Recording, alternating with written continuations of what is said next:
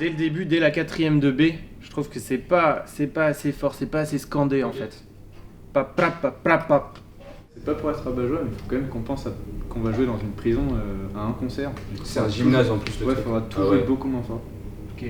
Mais là, c'est pas une... Le rôle de la musique de chambre et de la médiation à l'OFJ, c'est on va dire, de sortir un petit peu du concert de musique classique traditionnelle où les gens vont acheter leurs billets, se retrouver à huis clos dans une salle de concert. Là, on va déplacer, en fait, c'est les musiciens qui vont se déplacer, qui vont aller vers des publics, parfois des publics qui n'auraient pas l'occasion ou la possibilité d'aller au concert, donc aller jouer dans un hôpital, dans une prison. Un, dos, tres, cuatro.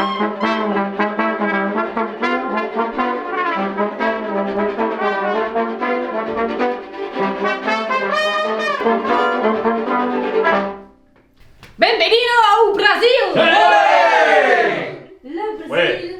Bien, super. le Brésil, c'est plein de choses. C'est la pluie, Super, donne. Reviens. c'est la foule, le Brésil, c'est les hommes et les femmes.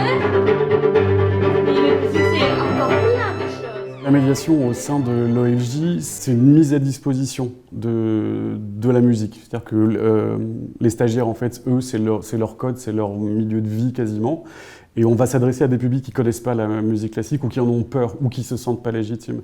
Et donc, c'est comment on va trouver le moyen, à partir de la partition, c'est vraiment le matériel de départ, comment on va essayer de mettre à disposition cette musique via des images, via des ponts par rapport aux choses que les gens vont connaître, donc des choses beaucoup plus concrètes. Lève-toi un peu avec ton corps. Oui. Dès que vous parlez fort, l'attention elle est sur vous. Donc c'est vous qu'on regarde, d'accord? Donc dès que vous parlez... Quand on est musicien, on ne travaille pas sur le corps, on ne travaille pas sur comment bouger ni comment parler, puisque le moyen d'interprétation, le moyen d'expression, c'est l'instrument de musique et la partition. Là, on enlève tout ça et on est obligé, ils sont obligés en fait de se mettre en danger à ce niveau-là. C'est-à-dire qu'ils sont obligés d'y aller en fait. Et alors il y en a qui vont adorer ça, même la plupart adorent ça, d'autres qui vont détester ça. Mais en tout cas, il y a toujours un frottement qui fait que quelque part, en fait, ils apprennent quelque chose, ils découvrent quelque chose sur eux. C'est comme s'ils réapprenaient un peu à marcher quelque part.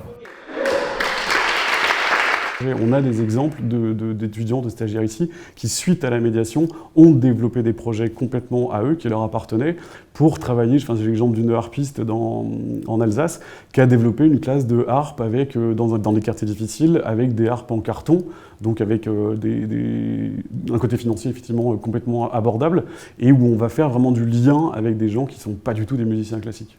Je crois que c'est important que la musique classique sorte un petit peu des salles de concert, déjà pour véhiculer une autre image du musicien classique.